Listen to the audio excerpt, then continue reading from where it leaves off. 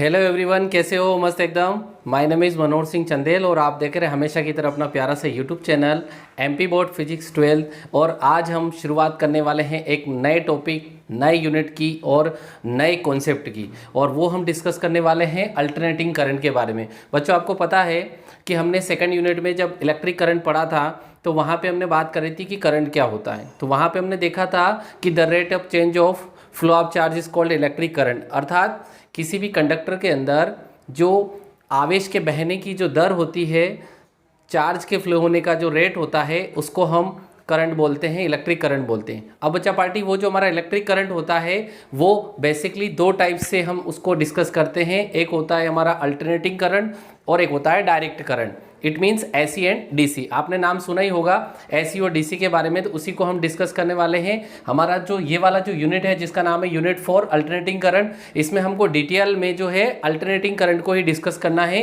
प्रत्यावर्ती धारा को ही डिस्कस करना है। हम इस लेक्चर में डिस्कस करेंगे कि अल्टरनेटिंग करंट होता क्या है, इसका प्रोडक्शन किस तरह से होता है, कैसे ये उत्पन्न होता है, और उत्पन्न होने के साथ में इसका फॉर्मूला क्या है। फॉर्मूले के साथ में जो है हम इसमें ये भी फाइंड आउट करने वाले हैं कि जो अल्टरनेटिंग करंट है ये हमारे लिए किस प्रकार से बेनिफिशियल है, किस प्रकार से उपयोगी है, क्या इसके एडवांटेज है विद कंपेयर टू डीसी। तो ये सारी डिस्कस हम करने वाले हैं, तो लेक्चर पे अंत तक बने रहिए। सबसे पहले बात करते हैं अपन डेफिनेशन की। तो जो अल्टरनेटिंग करंट होता है यानी कि जो प्रत्यावर्ती धारा होता है, इसमें बेसिकली दो चीज़ें हम मुख्य रूप से पढ़ते हैं। एक होता है मैग्नीट्यूड करंट का और एक होता है उसकी डायरेक्शन। इन दोनों के बारे में क्या कहा गया है कि electric current whose magnitude and direction both changes with respect to time and are repeated periodically is called AC. It means प्रत्यावर्ती धारा या अल्टरनेटिंग करंट हम एक ऐसे करंट को बोलते हैं जिसका मैग्नीट्यूड यानी कि परिमाण और उसकी डायरेक्शन दोनों टाइम के रिस्पेक्ट में कंटिन्यूअसली चेंज होती रहती है, पीरियडिकली रिपीट होती है। रिपीट होने का मतलब ये है कि जैसे हम थोड़ा सा शॉर्ट में इधर देखें कि जैसे हमारे पास कोई प्रोडक्शन हो रहा करंट का, तो ये एक बार पॉजिटिव डायरेक्शन में गया फिर नेगेटिव डायरेक्शन में, यानी कि वो अपना डायरेक्शन और मैग्नीट्यूड दोनों टाइम के रिस्पेक्ट में लगातार बदल रहा है। ऐसे करंट को हम बोलते हैं अल्टरनेटिंग करंट या प्रत्यावर्ती धारा। अब ये जो अल्टरनेटिंग करंट होता है इसका प्रोडक्शन किस तरह से होता है, प्रत्यावर्ती धारा किस तरह से उत्पन्न होती है, थोड़ा सा मैं डीसी के बारे में भी आपको जानकारी दे दूं। जो डायरेक्ट करंट होता है जिसको हम डिस्ट धारा बोलते हैं, तो डीसी करंट आपने देखा होगा हमारे मोबाइल की बैटरी और जो सेल वगैरह उसमें हम यूज़ करते हैं वो डीसी करंट होता है। तो जो फॉर्मेशन होता है, प्रोडक्शन होता है करंट का, वो अल्टरनेटिंग करंट के फॉर्म में ही होता है। हम उसको फिर अलग जो है कुछ डिवाइस आती है जिसको हम रेक्टिफायर बोलते हैं और उसकी सहायता से हम उसको डीसी में कन्वर्ट करते हैं। तो सबसे जो इंपॉर्टेंट चीज़ है वो है अल्टरनेटिंग करंट यानी कि प्रत्यावर्ती धारा। अगर हम नेचर में बात करें, हमारे सराउंडिंग बात करें, तो 100 में से 98 या 99% हम जो है एसी करंट को ही देखते हैं। ज़्यादातर जो हमारे घरों में सारा जो करंट आता है वो एसी के फॉर्म में आता है। जैसे मोबाइल का चार्जर वगैरह जो है वो डीसी में कन्वर्ट करके जो है बैटरी को चार्ज करता है, उसमें डीसी सप्लाई होता है। तो वो किस तरह से होता है, तो सबसे पहले हमको ये देखना होगा कि अल्टरनेटिंग करंट जो होता है जिसको हम प्रत्यावर्ती धारा बोलते हैं, उसका उत्पादन कैसे होता है, प्रोडक्शन कैसे होता है, कैसे हम उस करंट को बना पाते हैं। तो उसके लिए मैंने यहाँ पे एक डायग्राम ड्रा कर रखा है और उस डायग्राम में हमने क्या कर रखा है कि हमारे पास एक यूनिफॉर्म मैग्नेटिक फील्ड है, एक समान चुंबकीय क्षेत्र है। उस चुंबकीय क्षेत्र में हमने एक कॉइल को रखा हुआ जिसका नाम है PQRS। ये रेक्टेंगुलर मेटालिक प्लेट है, धातु की एक आयताकार प्लेट है। इससे रिलेटेड आपको याद आ रहा होगा कि पिछले लेक्चर में हमने एक डेरिवेशन करा था कि किसी भी कॉइल को जब मैग्नेटिक फील्ड में रखते हैं तो उसके ऊपर टॉर्क लगता है, यानी कि आघूर्ण लगता है। वहाँ पे हमने उसका जो है फॉर्मूला भी निकाला था। इसी प्रकार से हमने पहले चैप्टर में, इलेक्ट्रोस्टैटिक के चैप्टर में, इस चीज़ को भी डिस्कस करा है कि अगर हमारे पास कोई भी एक सरफेस है, कोई भी एक पृष्ठ है, और अगर हम उसको इलेक्ट्रिक फील्ड में या वेरिंग इलेक्ट्रिक फील्ड में या मैग्नेटिक फील्ड में ले जाते हैं तो वहाँ पे उससे रिलेटेड जो फ्लक्स होता है वो चेंज होता है।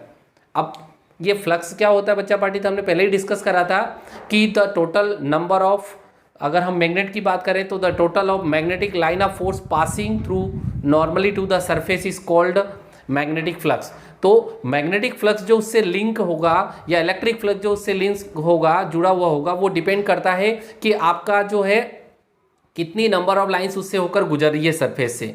तो यहाँ पे हम देखें कि जब कॉइल को रोटेट किया जाएगा, इस मैग्नेटिक फील्ड में घुमाया जाएगा एंगुलर वेलोसिटी ओमेगा बराबर थीटा अपॉन टी से, तो उसमें फ्लक्स चेंज होगा। क्योंकि नंबर ऑफ लाइन आप देखोगे कि जैसे ये सरफेस ऐसा है, इसमें ढेर सारी लाइन ऐसे पास हो रही है, लेकिन मैं इसको ऐसे चेंज कर दूं तो कुछ लाइन बाहर से निकल जाएगी, कुछ अंदर से, यानी कि फ्लक्स चेंज होगा लाइन चेंज होने की वजह से, फ्लक्स के मान में परिवर्तन होगा। और उस फ्लक्स परिवर्तन की वजह से एक प्रकार का करंट इंड्यूस होता है जिसको हम बोलते हैं इंड्यूस्ड करंट। वो इंड्यूस्ड करंट किसकी वजह से प्रोड्यूस होता है कि कोयल में इंड्यूस्ड ईएमएफ जनरेट होता है, यानी कि विद्युत वाहक बल प्रेरित होता है, और उस विद्युत वाहक बल की वजह से कोयल के अंदर करंट प्रोड्यूस होता है जिसको हम बोलते हैं इंड्यूस्ड करंट या प्रेरित धारा। और वही हमारा इंड्यूस्ड करंट होता है, वो यहाँ पे एसी के फॉर्म में हमको मिलता है। देखते हैं कैसे मिलता है। तो इस डायग्राम की हेल्प से अगर हम देखें कि इस कोयल से रिलेटेड जो फ्लक्स होगा, उस फ्लक्स को मैंने लिखा है सरफेस का फ्लक्स जो है NBA कोस थीटा। ये फ्लक्स का फॉर्मूला है। अगर आपने इसको मेमोराइज नहीं करा है, याद नहीं करा है, तो आप प्लीज़ इसे याद करके रखें, बहुत सारी बार हम इसको यूज़ करते हैं।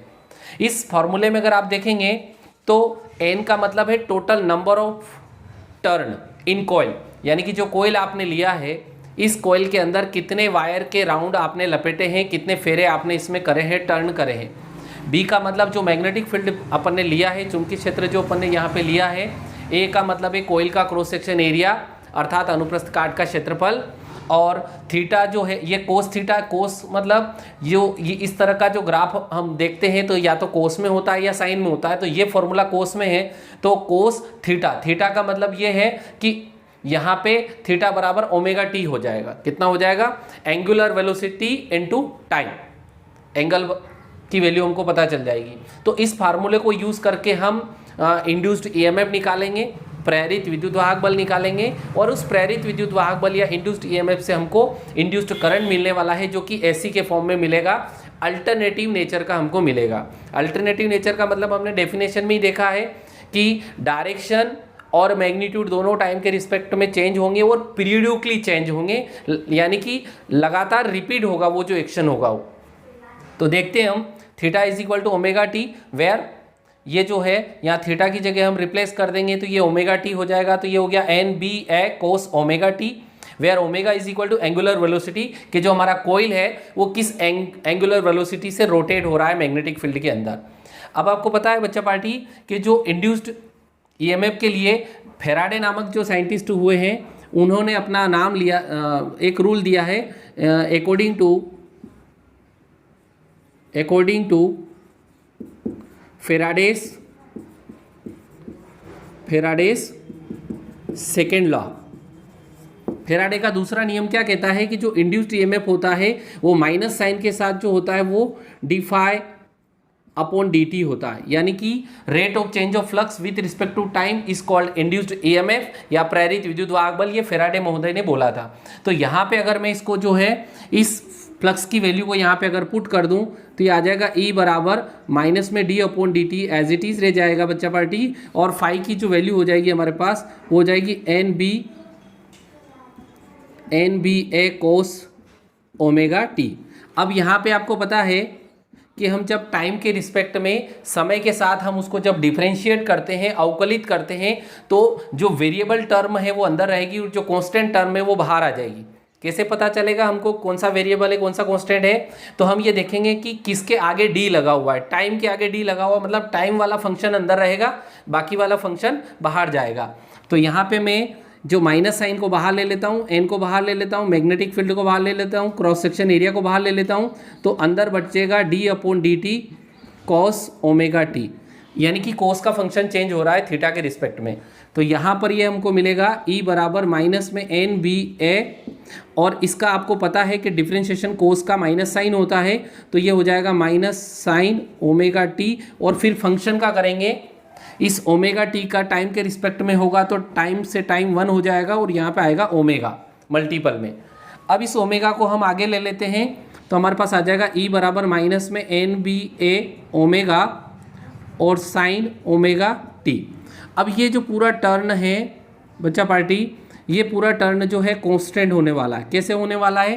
Total number of term constant है, फेरों की कुल संख्या हमने फिक्स कर दी है कोयल के अंदर, मैग्नेटिक फील्ड को फिक्स कर दिया है, कोयल जो हमने ली है वो फिक्स लेंथ और ब्रेड्थ के लिए है, तो उसका क्रॉस सेक्शन एरिया भी फिक्स होगा। तो बच्चा पार्टी इंड्यूस्ड ईएमएफ का फार्मूला हमको क्या मिला, माइनस में एन बी ए omega sine omega T.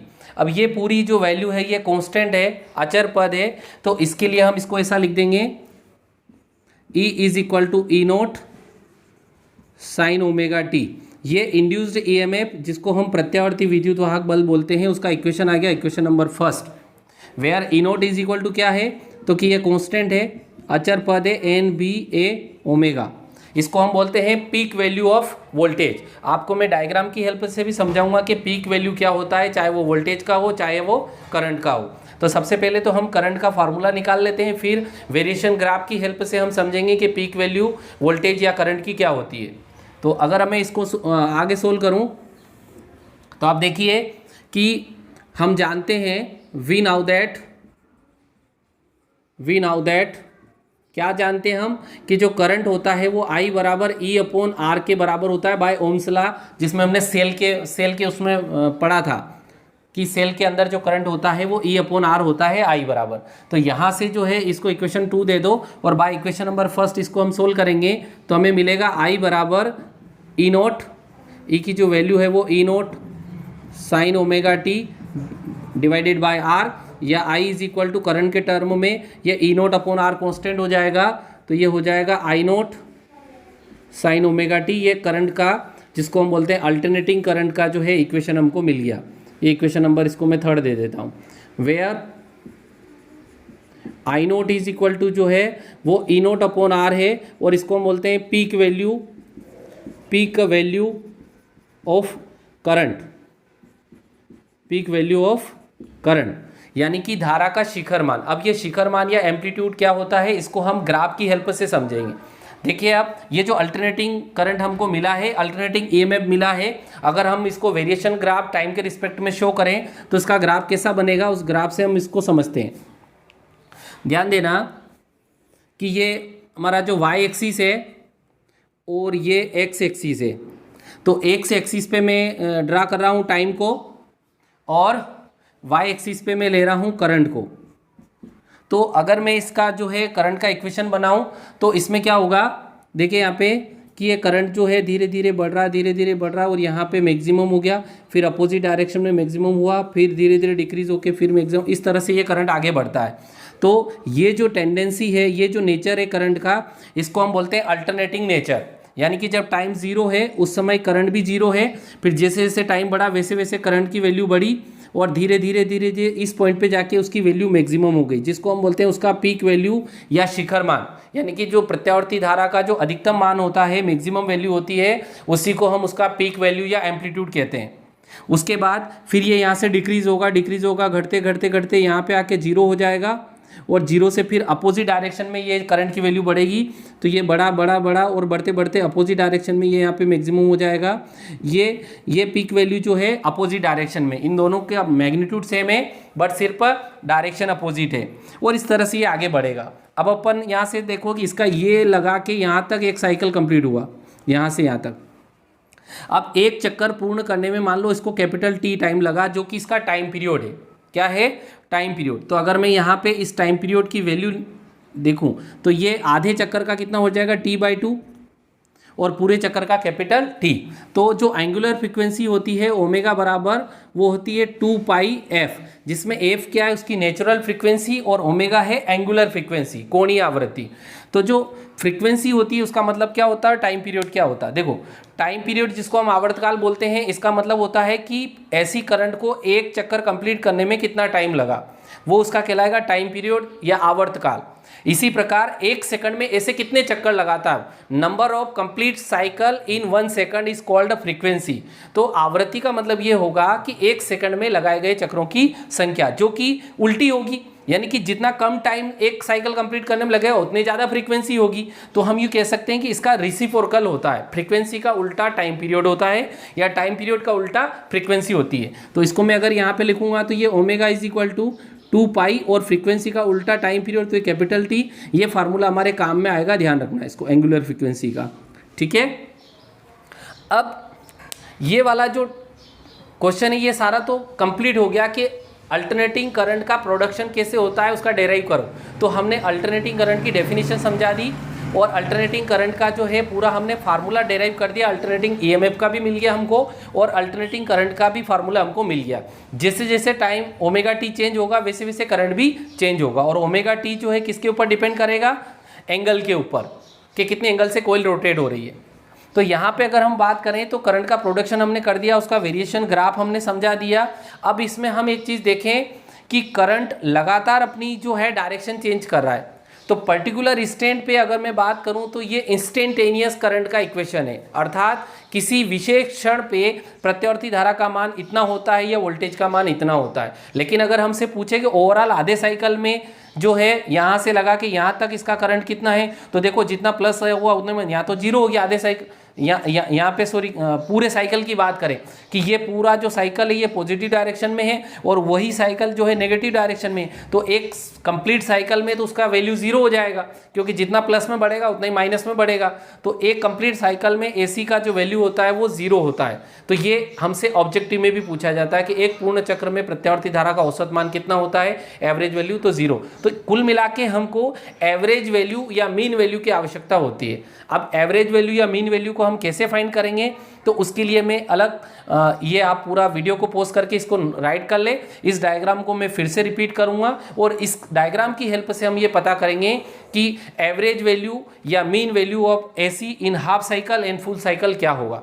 Positive half cycle में वैल्यू क्या होगी, नेगेटिव हाफ साइकिल में वैल्यू क्या होगी और कंप्लीट साइकिल में उसकी वैल्यू क्या होगी। तीन अलग अलग डेरिवेशन को हम करने वाले हैं। तो वीडियो को पॉज करके राइट कर ले। कर लिया होगा आपने, मैं रब कर देता हूं, ठीक है। फिर से हम नए क्वेश्चन को राइट करने वाले हैं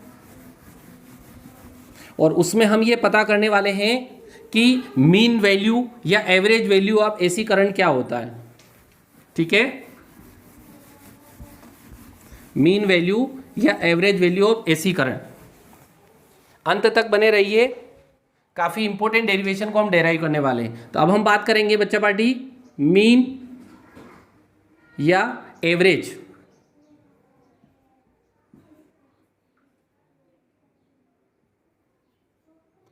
वैल्यू ऑफ करंट, अर्थात औसत या माध्य मान। अब ये क्या होता है, तो मैं डायग्राम को फिर से ड्रा कर दूं। ये वाई एक्सिस है, एक्स एक्सिस है, ये यहाँ पे जीरो है, यहाँ पे एक्स एक्सिस पे मैंने टाइम को ले लिया और वाई एक्सिस पे जो है मैंने करंट को ले लिया। तो जब हम इसका ग्राफ ड्रा करेंगे तो हमको सिनुसोइडल ग्राफ मिलेगा कुछ इस तरह का, जो कि ऐसे आगे बढ़ेगा। ये अल्टरनेटिंग नेचर का करंट है, ठीक है, ये करंट। अब इसमें हम देखें कि जब यहाँ पे टाइम जीरो है तो करंट भी जीरो है, धीरे धीरे करंट बढ़ रहा है। यहाँ पे इसकी पीक वैल्यू है, मैं लिख देता हूँ I0, और यहाँ पे आके जो है फिर अपोजिट डायरेक्शन में बढ़ना शुरू हो गया। यहाँ आके इसका साइकिल कंप्लीट हो गया। तो मान लो ये कैपिटल T टाइम में इसने एक साइकिल कंप्लीट T/2 टाइम लगा। अब यहाँ पे हम ये पता करने वाले हैं कि ये जो पॉजिटिव हाफ साइकिल है, इस पॉजिटिव हाफ साइकिल में जो अल्टरनेटिंग करंट होता है, जो प्रत्यावर्ती धारा होती है, उसका औसत या मध्यमान कितना होता है, उसको हम डेराइव करने वाले। पहले पॉजिटिव हाफ साइकिल में निकालेंगे, जितना मान उसका मिलेगा वही अपोजिट डायरेक्शन में नेगेटिव साइकिल का होगा, और अगर हम दोनों को प्लस कर देंगे तो एवरेज वैल्यू हमको जीरो मिल जाएगी, जो कि प्रूव भी हो जाएगा। तो सबसे पहले मैं निकालता हूँ हाफ साइकिल, मीन वैल्यू या peak value of current in positive half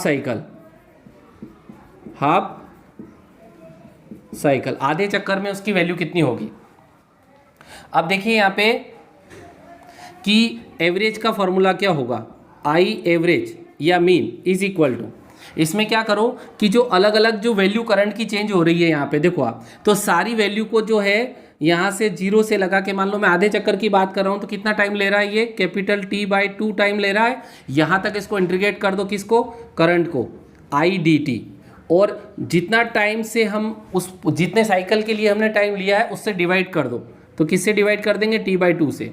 ये एवरेज का फार्मूला आ जाएगा। देखिए फिर से समझिए इसको, औसत या एवरेज जिसको हम मीन वैल्यू या मध्यमान भी कहते हैं, तो उसका फार्मूला होगा आई एवरेज बराबर इंटीग्रेशन फ्रॉम 0 से t/2।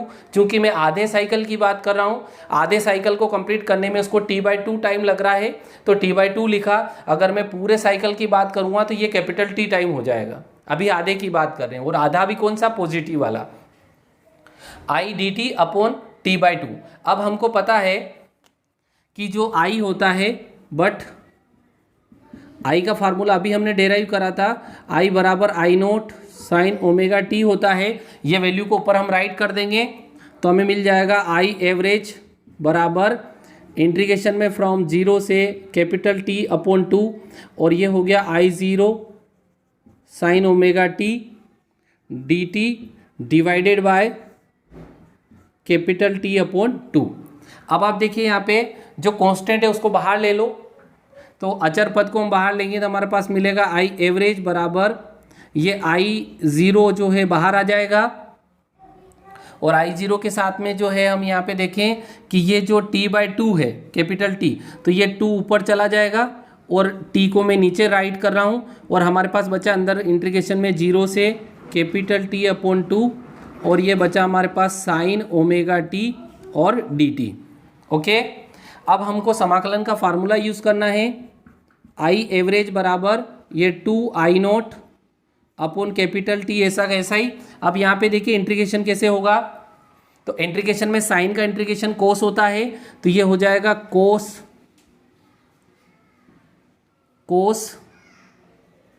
ओमेगा टी और डिवाइडेड बाय ओमेगा। जिस तरह से डिफरेंशिएशन में मल्टीपल में आता है फंक्शन और इंटीग्रेशन में अपोन में जाता है, यानी कि पहले साइन ओमेगा टी का तो होगा कोस ओमेगा टी, और कोस भी काय में होगा, माइनस में, ये माइनस में, और इसके अलावा जो है ओमेगा टी का करेंगे तो टी 1 हो जाएगा और ओमेगा नीचे आ जाएगा। अब इसकी लिमिट जो है कहाँ से कहाँ तक है, ये 0 से लगा के कैपिटल T अपॉन 2 तक है। ठीक है, मैं यहाँ पे राइट कर देता हूँ इसको, तो हमको मिला आई एवरेज बराबर क्या होगा इसमें 2 आई नोट ऐसा कैसा ही अपॉन में कैपिटल T ऐसा कैसा ही, और ओमेगा को भी मैं बाहर ले लेता हूँ, ये नीचे वाला ओमेगा बाहर ले लेता हूँ, तो अंदर हमारे पास जो लिमिट बचेगी वो आएगी माइनस कोस ओमेगा और T। स्मॉल t की जगह पहले अपर लिमिट पुट करेंगे तो ये आएगा कैपिटल T अपॉन 2, फिर माइनस का साइन आएगा तो माइनस माइनस प्लस हो जाएगा, और वो आएगा कोस ओमेगा टी की जगह 0 रखूँगा तो कोस 0 हो जाएगा। ठीक है, अब यहाँ पे ध्यान दें, आई एवरेज बराबर 2 आई नोट अपॉन टी ओमेगा, और चाहो तो यहाँ पे वैल्यू को राइट कर देते हैं। मैंने आपको पहले बताया था कि ओमेगा की वैल्यू जो है 2 पाई बाय कैपिटल T है, तो ये T ऐसा कैसा ही, और ओमेगा की वैल्यू कितनी है 2 pi upon capital T। Okay, यहाँ पे राइट कर दें, माइनस में कोस ओमेगा की वैल्यू राइट कर देता हूँ मैं, ओमेगा की वैल्यू है 2 पाई बाय कैपिटल T, और ये मल्टीपल में T है ही सही, और ये 2 यहाँ राइट कर दिया मैंने। ठीक है, प्लस में कोस 0 कितना होता है 1।